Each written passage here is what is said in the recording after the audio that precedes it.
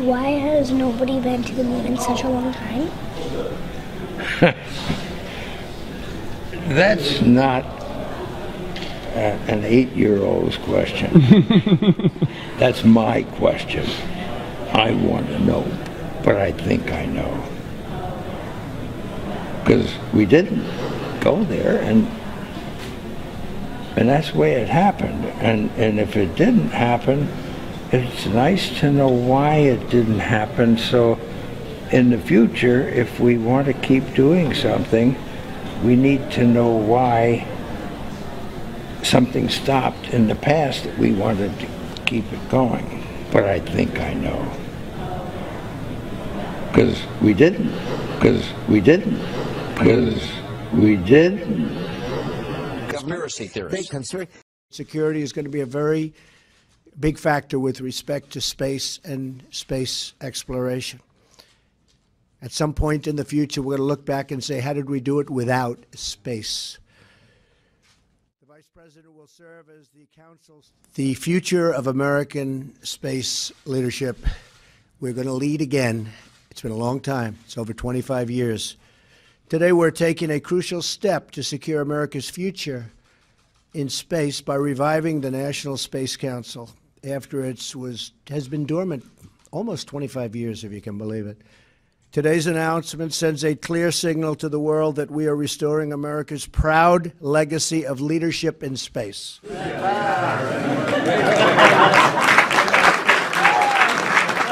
going to look back and say, how did we do it without space?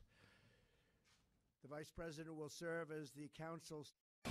At this time, I'd like to introduce the Apollo 11 crew, astronauts Neil Armstrong, Michael Collins, Edwin Aldrin. Neil?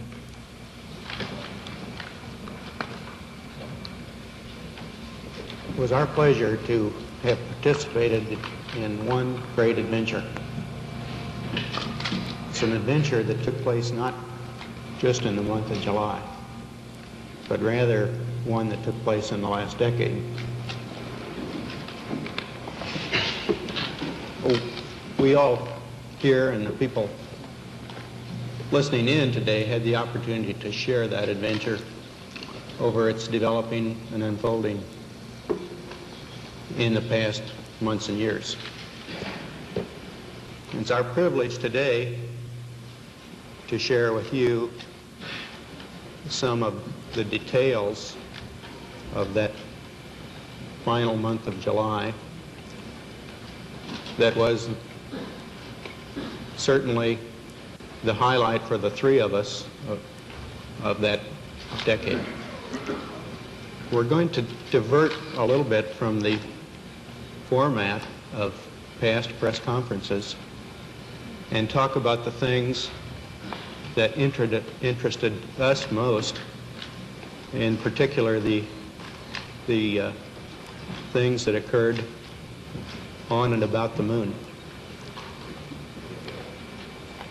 We will use a number of films and slides which most of you have already seen,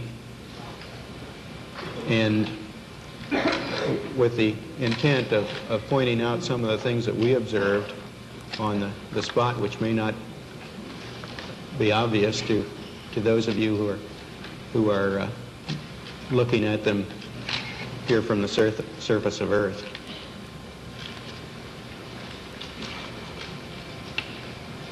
The flight, as you know, started promptly. And I think that was characteristic of all the events of the flight. The Saturn gave us one magnificent ride, both into Earth orbit and on a trajectory to the moon.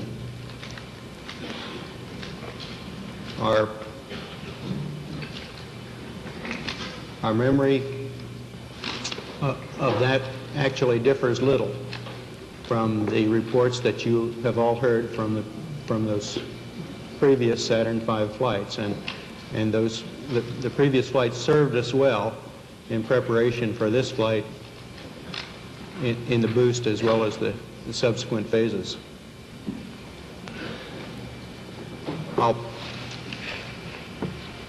we would like to skip directly to the translunar coast phase and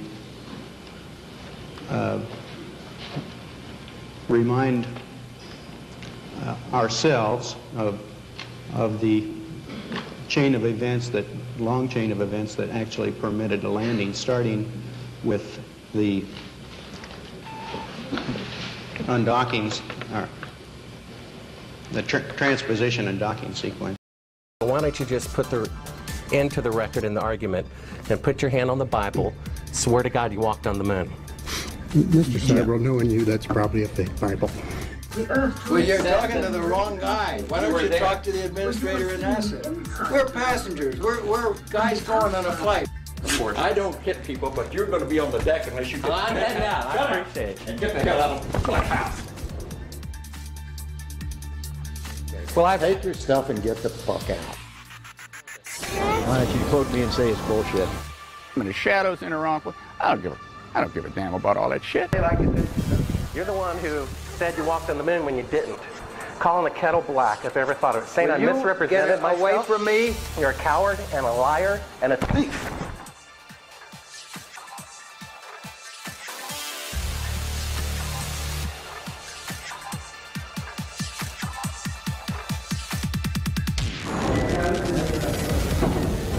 You want me to knock you in the head?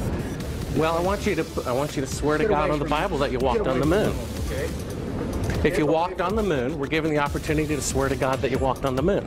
I'm going to give you the opportunity to get the hell knocked out of you if you don't leave me alone.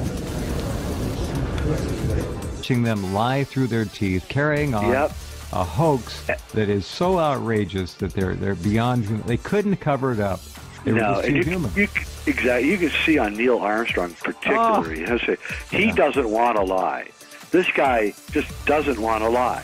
No. He's looking down. He just doesn't want to say anything. This is why he didn't give any interviews for the rest of his life. Look at that. Please do look at that, folks. YouTube video of the first Apollo crew to come back.